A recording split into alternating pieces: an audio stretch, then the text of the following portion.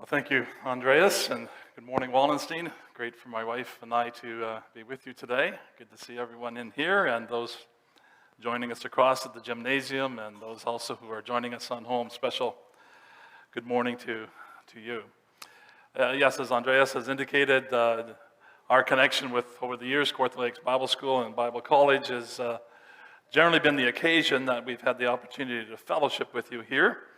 Coming with, in the earlier days with the choir, and then the later years with the performing arts group and that sort of thing. And so many alumni over the years, and some that we have met already this morning, some that we recognize, some that we needed to kind of reconnect with. It's been a lot of years that had transpired. So, and special connection with Gary and Diane, as alumni of KLBC, and but much more than that, friends and important people in our lives. And had the occasion to minister side by side with Gary in administration at the school, and then as a member of our faculty, and then on the board, and had the occasion to marry them a few years ago. So good connection there. We appreciate them, and we're so delighted when we learned that they were coming to minister and serve as your lead pastor, and I know you're delighted to have them there, and you're privileged to have them. They will serve you well. Great to be with you this morning. The Bible is a book of ideas. Inspired ideas by God, actually, but ideas nevertheless. And ideas are powerful things. They shape us, they mold us. Materialism, for example, is an idea. It's a powerful idea. We see how that molds and shapes us as a culture over the years living here in the affluent West. The Bible contains a lot of ideas. I'm reminded of one of my favorite teachers who told us that as students, there are actually, when it comes to overarching, dominant, major ideas of the Bible, there's actually very few. He suggested maybe as few as 7. And under those dominant ideas, other lesser ideas, if you will, emerge or can be arranged, but relatively few ideas. One of those ideas, of course, is that there is a God, and the God who is the God who is supreme, and the God who is supreme has a plan, and because this God who has a plan is supreme, he gets to execute the plan. The plan comes to fruition. And one of the things that the Bible teaches us is that it is best to go with God and his plan. It's better for us to go with the plan. It is better for those who go with God than for those who resist God and his plan. Going with God instead of resisting God is better for you. That's one of the dominant major ideas in the Bible. And it's one of the dominant ideas that we find in our passage that we're going to be looking at this morning. That going with God is better than resisting God. And that's one of those truths, that we grasp the wisdom of that truth this morning. It's one of those key truths that can comfort us.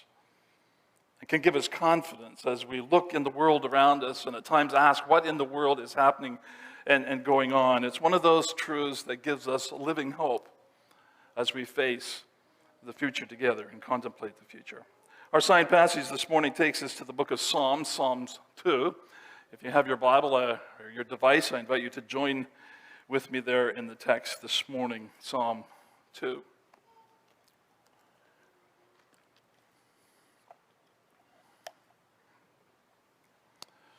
Just a few background comments perhaps will help us and give us some insight as we prepare to survey this text briefly this morning.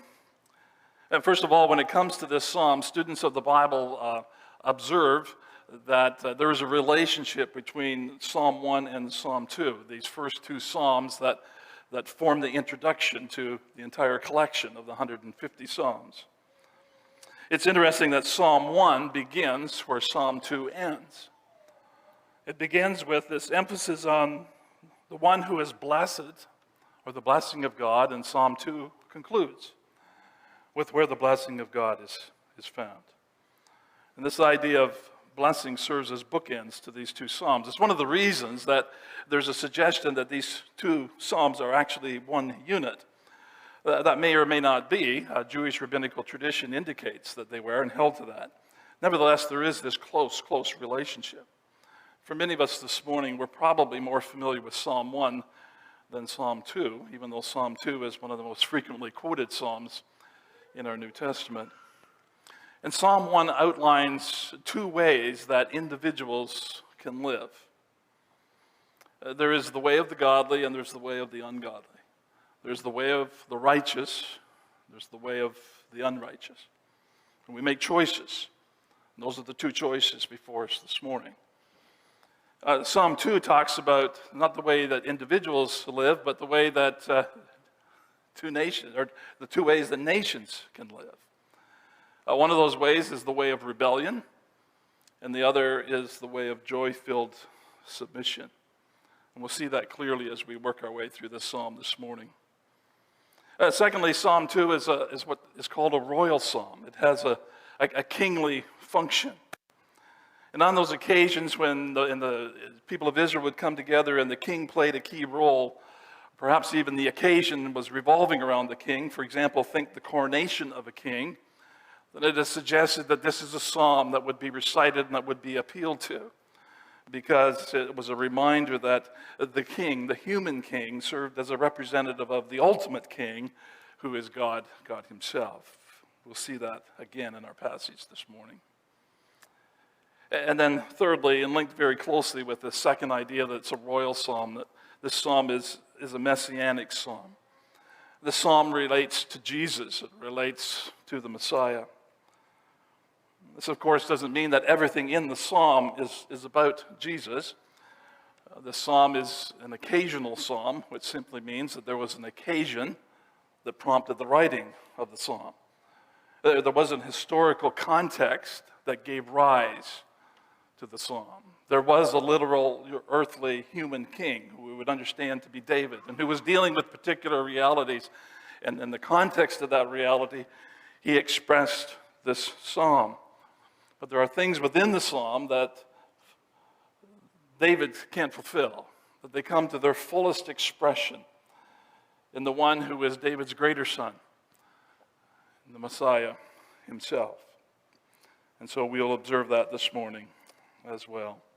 And so with that as the background, this relationship, two ways to live, individually and as a nation, the fact that it has a kingly function, and the fact that it is ultimately fulfilled in Jesus, the great Messiah, that's our background. And so let's jump in, and we'll just kind of work our way through the psalm and read it as we go, beginning with the first stanza here, verses 1 through 3. The psalmist says, "Why do the nations rage and the peoples plot in vain? The kings of the earth set themselves, and the rulers take counsel together against the Lord and against his anointed, saying, 'Let us burst their bonds apart and cast away their cords from us.'" This opening stanza reminds us that the world is hostile to God. We're part of a world that's hostile to God, and we're part of a culture whose agenda and whose values is very much at crossroads with the purposes of our God. And this is the world where God has placed us and has called us as followers of Jesus to live. That's our address. That's our residence. That's where we live today. In a world and in a culture that is at crossroads with the purposes of God in terms of its values. And that is why it's challenging. That's why it is actually difficult for us to live faithfully for the Lord. You probably experienced it this week. That's why so frequently it seems that we're swimming against the current, that we're going up the down escalator. Because as followers of Jesus, this is the world in which we are living in, and we are here to serve the Lord, but we are living in a world that has different purposes and a different agenda. I like the way another has described it when they say that as we seek to live for the Lord, there are no home games. There's no home games. It's as if every game we play, we're on the road. And we've just come through these Stanley Cup playoffs, and as we were making our way through the various rounds, we were watching Canadian teams, and we were watching teams that were to the south of us. It wasn't hard to make the observation that we have empty arenas, and we have other arenas that are almost filled to the capacity, if not to capacity, and certainly lots of people in them. And then we get to the final rounds, and we watch Montreal, much to the chagrin of some of us Leaf fans, and I know there's some of you here, but we watched as that happened, as that unfolded, and the inability to really seize and to take full advantage of home turf. And I was reminded again of this reality. When it comes as followers of Jesus, we get no home games. They're all away games. We find ourselves in enemy turf. And the psalmist here says, "Why do the nations rage and the peoples plot in vain? They rage against the Lord and against his anointed." It's interesting that in Psalm 1 we have the righteous person, and it describes the righteous person as one who meditates and muses on the Word of God with the goal of being transformed and being changed. In Psalm 2 we have kings and we have rulers meditating and musing. They're contemplating together on how they can bring down the purposes of God and foil his rule. And as they do that, they're filled with rage. And when it says that they plot, that's the same word as meditate in chapter 1 or Psalm 1. The righteous meditates on God.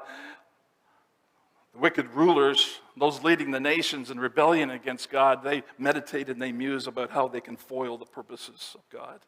And their hearts are filled with rage. You probably have noticed that we live in an age of rage. We're surrounded by rage. There's just ordinary rage, there's domestic rage, there's road rage, there's Twitter rage. Ed Stetzer has recently written this book entitled Christians in an Age of Rage. Outrage. How to bring our best when the world is at its worst. Rage permeates our culture, doesn't it? And even we as followers of Jesus are not exempt from that if we're not careful, as we've witnessed throughout these past several months of COVID. But there's no rage that's quite as classic as the rage that has raged in the heart of man since sin entered the human race and alienated us from God. And the Bible tells us that when we are born into this world, that means you, that means me, that when we're born into this world, we're separated from God, we're hostile in mind, we are the enemies of God. And the good news this morning is that Jesus can change all that. And the reality is that Jesus is the only one who can change that. He is the one who can bring peace and who can bring reconciliation. He can bring that to you this morning. But until we embrace and experience his work of grace in giving us what we don't deserve, the forgiveness of sins and this intimate relationship with himself, we live in this state of separation and opposition to God. And we might sit here this morning and wish that that weren't the case, that that wasn't true. But the reality is that is our world. That's the nations and the people who lead them. And they're simply living out their identity when they align themselves against God and against his purposes.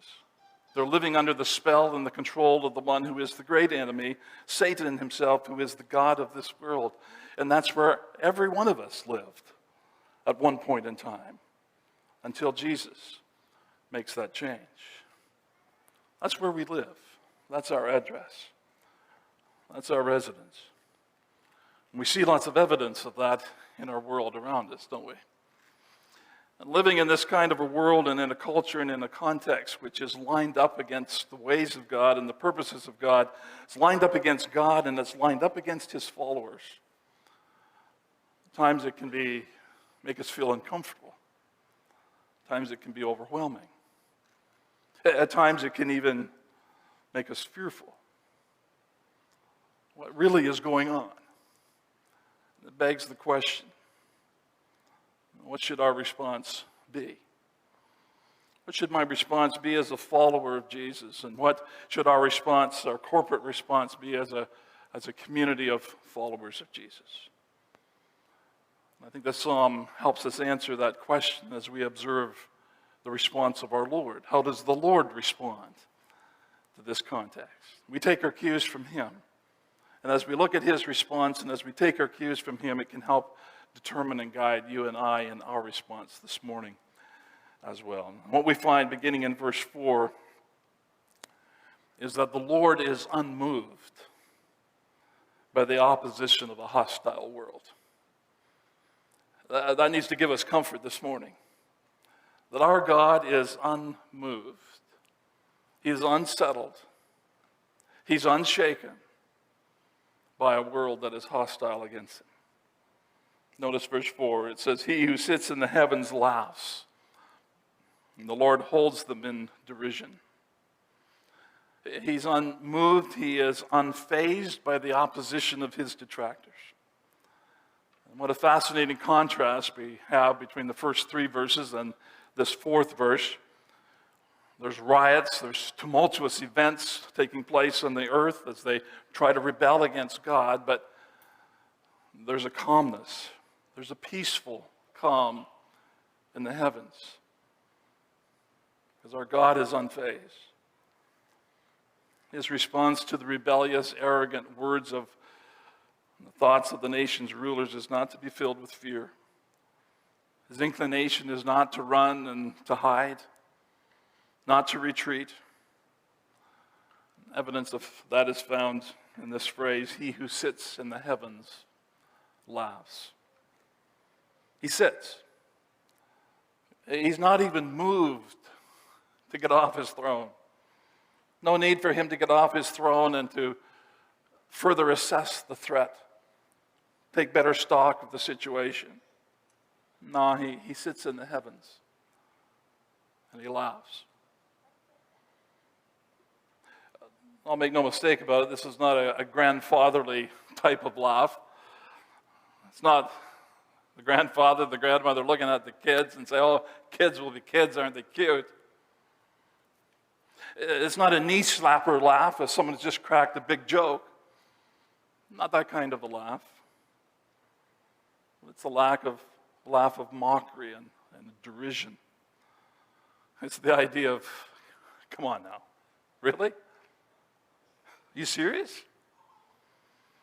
It's like your 2 or 3-year-old going to take dad on and wrestle. He might think in his own mind that he can take him down. Makes for a fun exchange, but at no moment is there ever a thought that this is going to happen. I'll take that same young fellow, 15, 16, 17, then we might have a different story, but not the 2 or 3-year-old. The Lord says, "Come on now, really? You serious?" You see, the actions of those who are lined up against God and leading in the nations in rebellion, they pose no threat whatsoever to our God. Their threats, their desires just expose the folly of their actions. Just like a Jonah, Old Testament prophet, who thinks that he can thwart the purposes of God. And later on, he'll write a book and it'll take the format of a satire and he'll say, "Don't be silly like I was." You see, we can sit back and we can say this morning, how silly for leaders of nations to think that they can actually take on God, resist him. And you're right.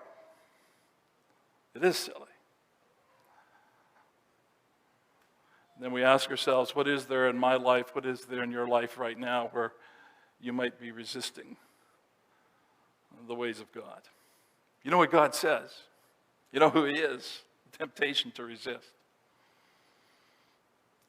He or she might not be a follower of Jesus, but he's so charming, he's so good looking, he's so caring, so gifted. She's so beautiful, she's so sweet. She just needs to be the one that I've been waiting for. This deal has the potential to put me ahead 3 or 4 years in terms of my bottom line. just elements that will be done, that'll be done under the table. It'll never hit the light of day at my portfolio, and certainly will never see my income tax. You see, it can be easy for us to resist the ways of God. And it can even be possible for us to deceive ourselves into thinking that it actually could be good for us, such as the thinking of these kings and these rulers. But God is completely unmoved by the opposition and the threats of enemy nations. And so the first response is that he laughs. The second response is a word of rebuke that he gives, which we pick up in verse 5. And it's here that we're reminded that the Lord is unmoved because he has a plan that's firmly in place. Verse 5 says, "Then he will speak to them in his wrath and terrify them in his fury, saying, 'As for me, I have set my king on Zion, my holy hill.'" God knows what he's doing. He has it all figured out. And he is unmoved by the hostility of the world and its rulers who oppose him, because he has a plan that is firmly in place. Our God is one who is incredibly patient. Long-suffering, we know from Galatians 5, is a characteristic of the fruit of his Spirit. But his patience and his long-suffering has an expiry date to those who insist on rebellion. And at the precise time, God's judgment and his wrathful anger will issue forth. After all, wicked opposition is a call and is an invitation for a divine response. And God is a God of action, but even here, it's not so much his actions, but rather it's even just his words that will spark fear in his detractors and his opponents. Sometimes it takes just a look. As parents, you know what that's like. Here, it's the Lord just speaks, and it produces fear. And that will happen in a future day. Precisely when? The detail isn't given. But it will happen. But in the meantime, God doesn't need to be deterred by those who are his detractors, his opponents, because he has a plan firmly in place. And that plan firmly centers on the Lord's anointed, the Lord's appointed king. Notice verse 6, "As for me, I have set my king on Zion, my holy hill." God has a plan firmly in place that centers on his appointed king. This section of the psalm is permeated with 2 Samuel chapter 7. For those familiar with their Old Testament, 2 Samuel 7 is an important chapter. And it's there we see that God makes a special agreement with David, King David. Makes incredible promises to him. We refer to it as the Davidic covenant. He tells David, for example, that his throne will be established forever. That the legitimate one who would sit on the throne of Israel would be of his seed, be one of his descendants. And in that covenant, and as we see here in this psalm, there is an interplay between what relates to King David and what also ultimately relates to David's greater son, the Messiah. And so with that as the backdrop, let's consider these next verses just a little further. In 2 Samuel 7, when God made this agreement, this covenant with David, he entered into a special relationship with Yahweh, David did. And that's what's in focus here in verse 7. When David says, "I will tell of the decree," the Lord said, and here's what the Lord said to David when he made that Davidic covenant. He said, "You are my son. Today I have begotten you." That's essentially a restatement of the promise in 2 Samuel 7, where we read the words, God speaking, says, "I will be to David a father, and he shall be to me a son." And these two expressions, "you are my son, this day have I begotten you," or "today have I begotten you," it speaks of a special relationship and it speaks of a special function. Those words, "you are my son," speaks of David being the recipient of God's paternal love. It speaks of a closeness of a relationship that David enjoys with Yahweh, Jehovah, the eternal God. And then in typical Hebrew poetry, he restates the same truth, just a different way. He says, "Today I have begotten you." The word begotten doesn't mean to be born, but it's used in the figurative sense to again convey this idea that David has been brought into this special relationship with the Lord, and he's given this special assignment as king. And this is God speaking to David. The I here is emphatic when he says, "You are my son today, I have begotten you." It's emphatic. It's Jehovah, it's Yahweh who is speaking. He says, "I am the one who has done this. This is my idea." Because after all, we're talking about how God has a plan, right? And God is unmoved by the hostile world and the enemy nations because he has a plan. And this is his plan he's talking about. God doesn't need to be concerned by his detractors because he knows what he's doing. He has his plan in place. It's his idea. It wasn't David's idea. David was just the marvelous recipient of it. David enjoyed that special relationship and favor with God as God's son, and he had a special function as God's appointed king of Israel. David didn't apply for the job. You couldn't do that. He was selected by God. He was chosen by God and brought into this intimate relationship and given this assignment to be king over God's people. It was a special position, a special honor, sufficient to provoke and to elicit the envy and the jealousy of nations around him. So much so that they would oppose him. But their opposition need not shake him because in his special role and designation, God was on his side. And that's what we see in verses 8 through 9. God says to David, "Ask of me, and I will make the nations your heritage, the ends of the earth your possession. You shall break them with a rod of iron and dash them in pieces like a potter's vessel." God says, "Okay, just ask of me what you desire. I'll give it to you." This wasn't a mandate for David to build a selfish, imperialistic empire like the Babylonians or the Persians or the Assyrians, but rather it's the idea that whatever was necessary for David to provide security and peace to God's people, because the responsibility of the king was to protect, to look after his people, provide security for them. David, ask of me whatever you need, whatever you want. However, it's here that these words cast a shadow that extends beyond the human experience of David and his kingship. And it's here that we see to a much greater extent and to a degree that these words will be fulfilled not in David, but that will be fulfilled in a future day in David's greater son, the Messiah. You see, just as there was that occasion in 2 Samuel 7 where there was that public affirmation that God had brought David into this special relationship and assigned him this special function, this kingly function. And so also with David's greater son, Jesus the Messiah, there would be that public declaration that God was up to something special with his son. And one of those we find in Acts chapter 13 from the words of the apostle.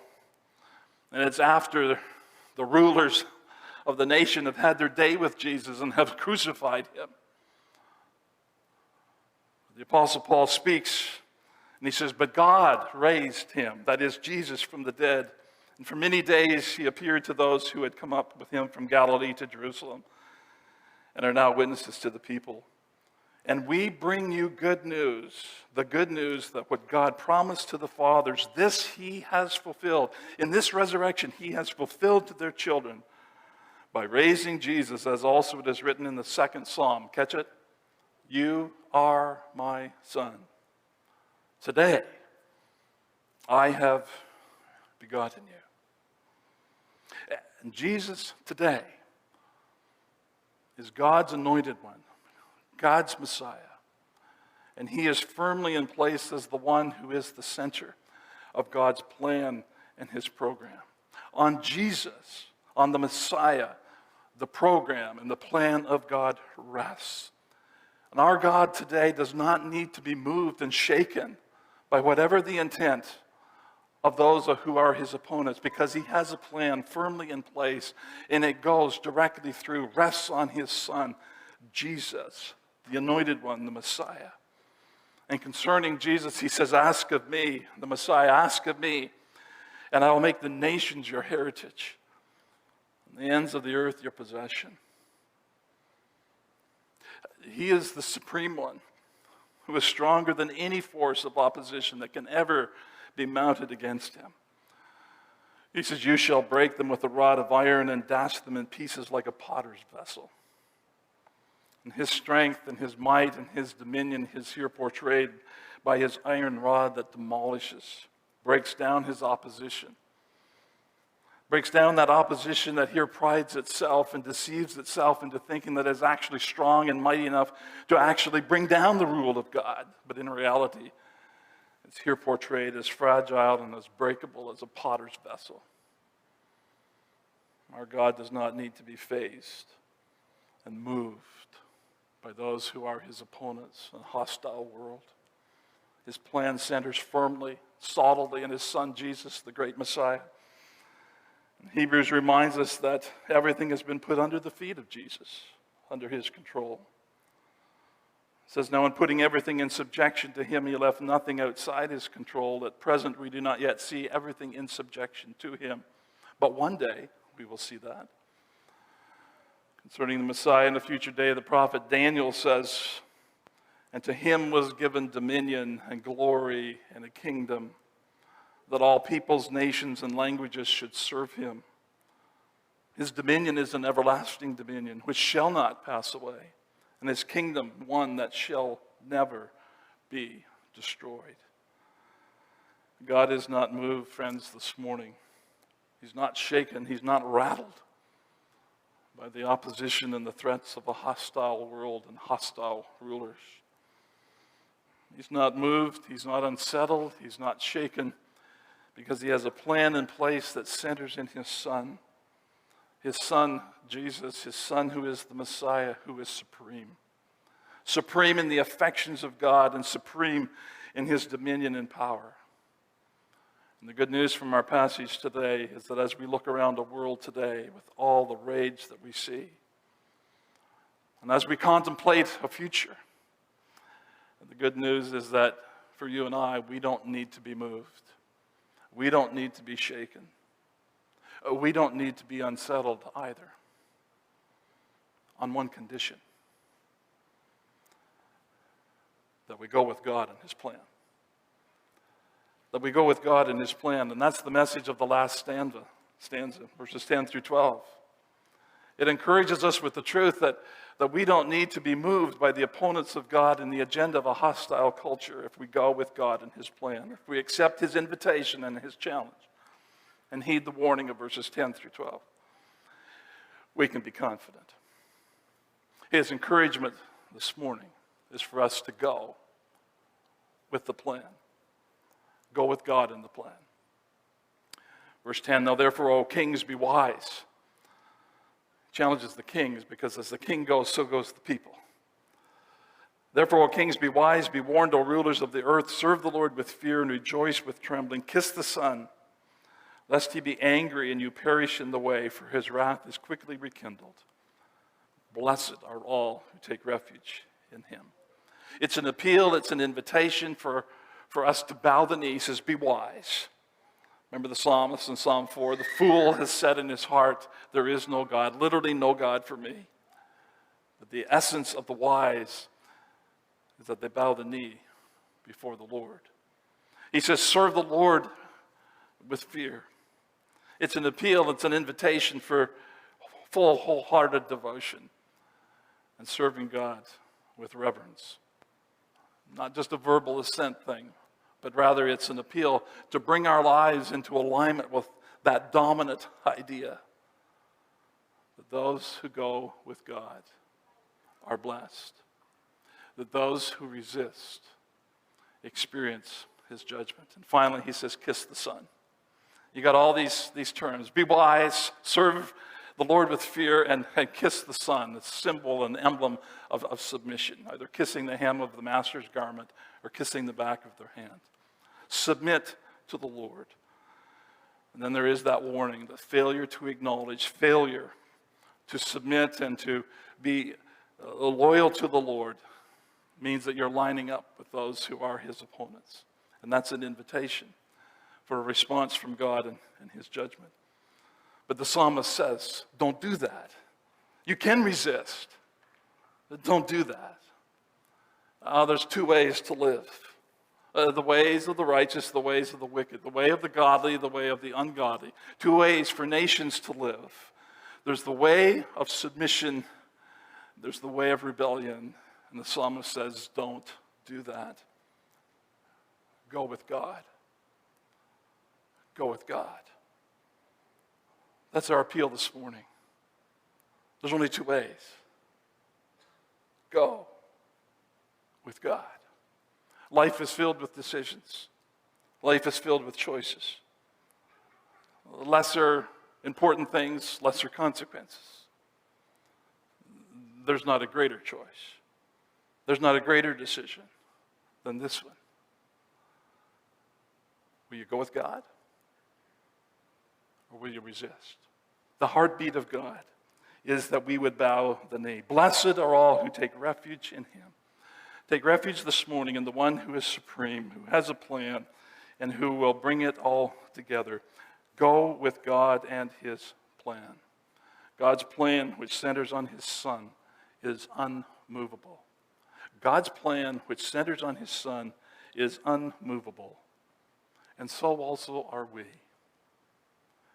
when we are moved to go with God and his plan.